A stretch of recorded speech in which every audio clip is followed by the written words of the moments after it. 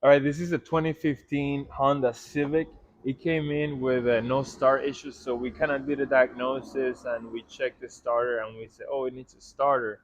We put the starter on and the car still no start. We had tested the trigger wire underneath and it was getting voltage, 12 volt, and then we also bench tested the starter and nothing. So we had to check the wiring. You can see here.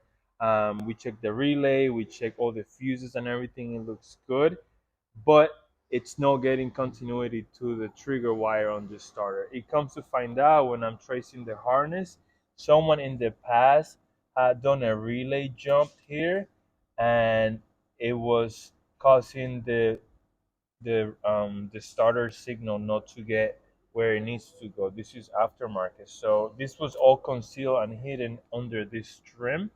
So it took a bit to just go through all the wiring and unwrap the tape to find this down here. So we're going to, reset the harness back to factory, and then we're gonna retest and see what the starter does. But these are the things that you find sometimes that are not a common problem. Someone did this work and it came undone, and here we are having to trace it.